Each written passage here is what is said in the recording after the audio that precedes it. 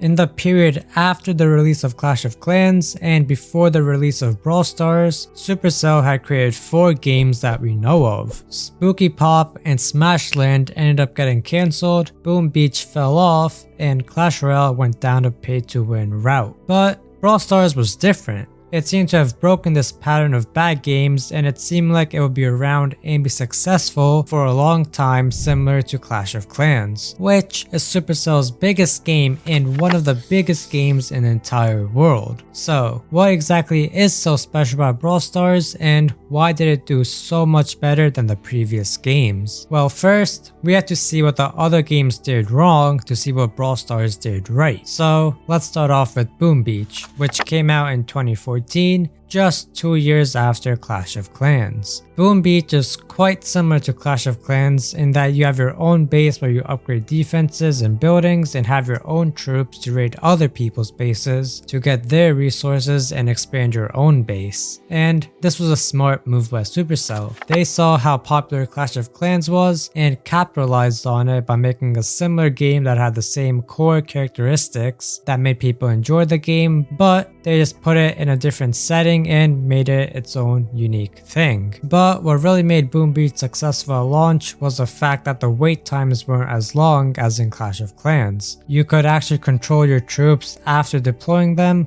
which I know is something everyone wishes they could do in Clash of Clans, because it's so annoying when you try to set up a push into the enemy base but your troops just go around the outside and die. And there's much more, such as all the events in Boom Beach that make it fun and different every day, unlike Clash where it sometimes feels like you're doing the same thing for weeks on end. So with all of this, why did it end up losing majority of its players, and how has that contributed to the success of Brawl Stars? Well, there are 2 main reasons. One of them is the fact that Supercell announced that there won't be any more major updates to the game, meaning that players don't really have much more to look forward to. I'm not too sure why they did this, but the obvious answer would be that the game just doesn't have as many players anymore, and they would rather focus on their other, more popular games, such as Brawl Stars, which gets minor updates every week and bigger updates every season, which brings in new content to keep the game fresh and enjoyable. And this is something that Boom Beach didn't do, and is likely why they lost a lot of players, except for the hardcore fans, which there are still a ton of. The second reason is esports. If you look at most successful multiplayer games out there, they have some sort of esports presence that keeps a very dedicated player base, but Boom Beach didn't have that. Both Clash of Clans and Brawl Stars have that esports presence, and the Brawl Stars esports channel itself has over 1 million subscribers. So,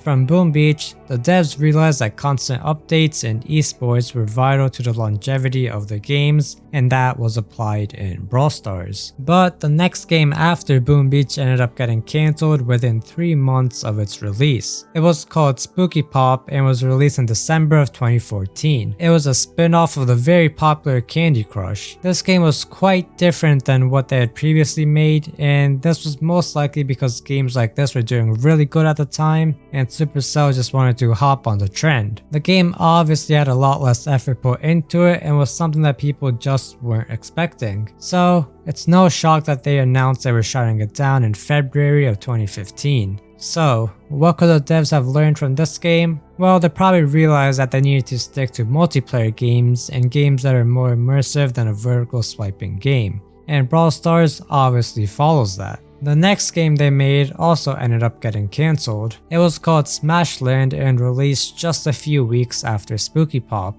The premise of this game was to bounce your player off of the walls and obstacles in the arena to kill targets and get XP from them. It was a quite simple game where you just kept on completing levels and progressing throughout the game. It was also pretty successful at launch, with it getting a lot of hype around it, with many content creators even covering it. So, why did it end up getting cancelled, and what could Brawl Stars learn from it? Well, there isn't much, to be honest.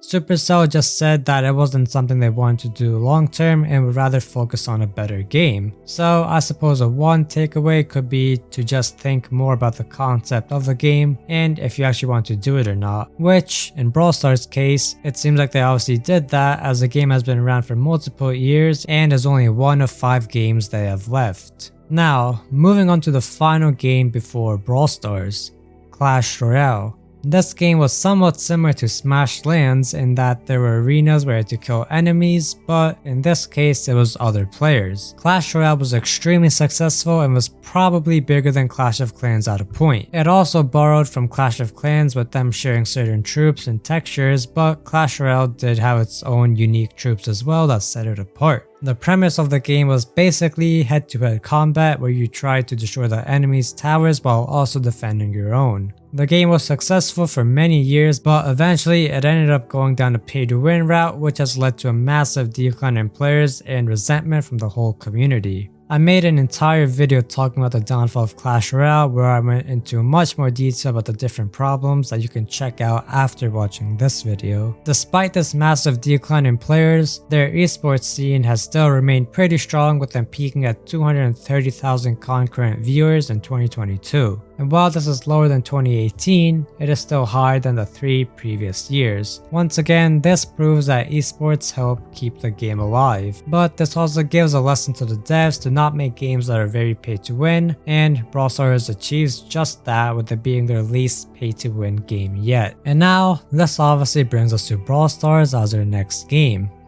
It is currently their most recent active game and is doing very well. It has fixed many mistakes that previous games did, such as making sure there's consistently new content, making sure the game is immersive and multiplayer, and finally making sure that they have a strong esports presence.